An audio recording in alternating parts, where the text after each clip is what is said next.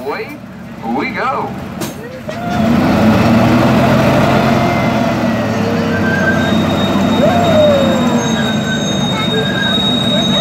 First out of the station, you'll see our two Toco toucans. We have a young male and female there in the treetops, hopping around. You can see one in the upper right portion of the tree. I don't see the other one right now. But the Toco toucan is the largest of about 40 different species of toucan found in South America. Specifically from Brazil, they mostly eat fruits, nuts, and the occasional small animal. The zookeepers, however, have denied my multiple requests to feed the toucans fruit loops. And if you look at those big bills on the toucan, they're almost completely hollow and weigh next to nothing. The total weight of a Toco toucan is just under 1 pound.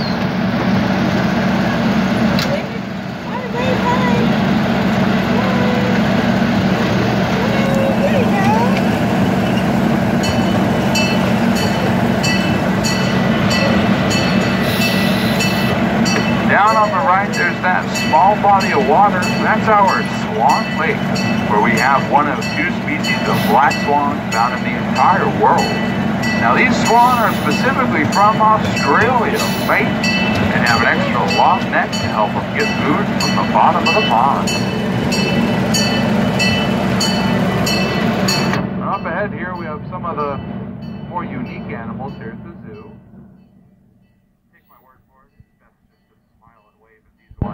Look out, everyone. It's the front gate staff.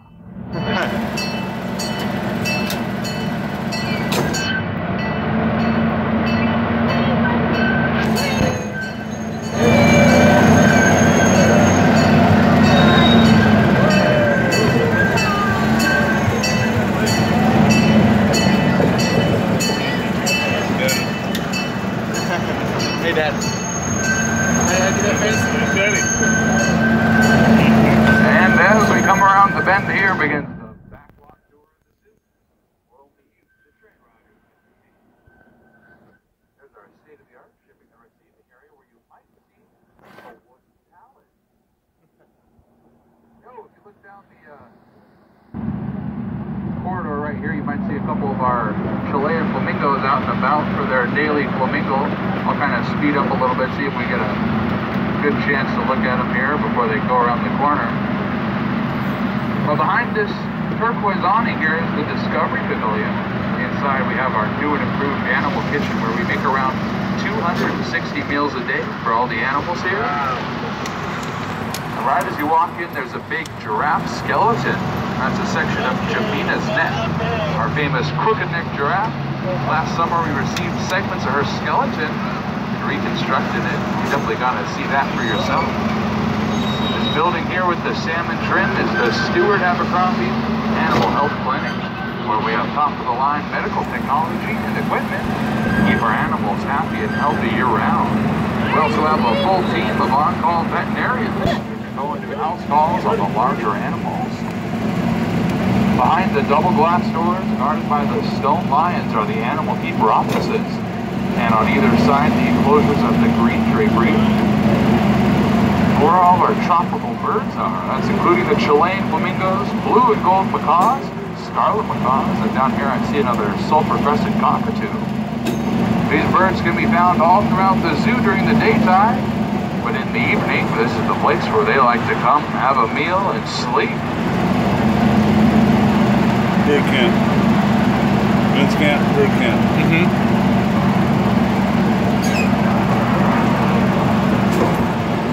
If you follow the rail line down on the left, you'll see Kate, the blue engine, all the way at the end of the train barn. She's back there for her monthly maintenance checkup.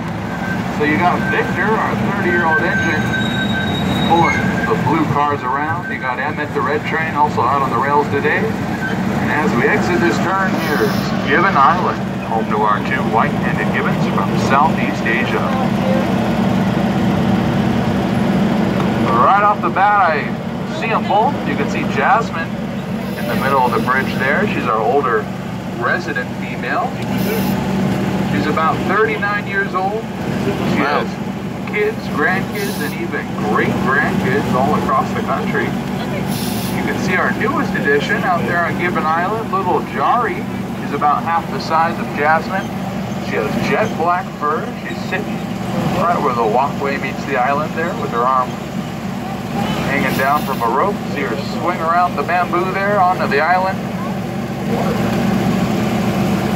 Little Jari came to the zoo in March of this year. Just a couple months ago, she was too timid to make it across that walkway. But Jasmine has been such an absolutely loving and caring mother figure that they both are super comfortable with each other now and love swinging all over the island. That's a piranha lake. Free swimming. You notice too, those gibbons have very long arms. Their arm span is almost double their height. So when they swing from vine to vine or rope to rope, they don't lose any momentum. And are sometimes able to clear gaps of about 35 feet. And out on the left, that big body of water out there is the Andre Clark Bird Refuge, a city-run refuge home to many local and sometimes migratory species of birds. Out on this closest island here, you can see a group of white egrets. They're usually out there hunting for fish. And along this trail, we've seen everything from snakes to possums, skunks and raccoons, although it's much more common to see a bunch of bunny rabbits hopping around along the brush line. So keep your eyes peeled.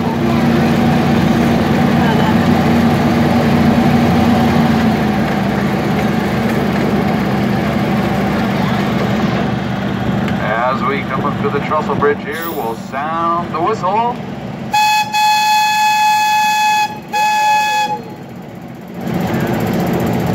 And way up on the right, I see a couple California condors. Looks like 3 of the 4.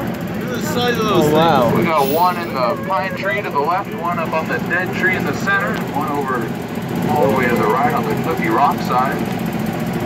We have a total of 4 females here. They are absolutely spectacular. Can have up to a 9.5-foot wingspan, making them the biggest birds in all of North America.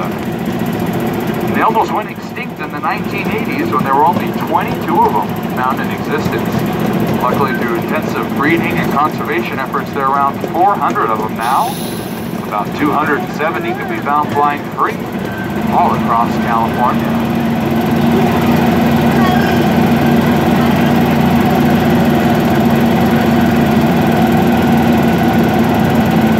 Looking up through the tree line on the right, you'll see the big rocky outcropping. That's the backside of our western lowland gorilla habitat. Home to Nzinga Bangoria, a pair of teenage brother gorillas, aged 13 and 19. We just celebrated Nzinga's 19th birthday a couple of weeks ago, so happy birthday to him. And these two will be celebrating their 1-year anniversary of arriving here at the Santa Barbara Zoo in just a couple weeks. Oh, here's the classic. That's Jake the fake snake. Everyone loves Jake. But I just call him Art.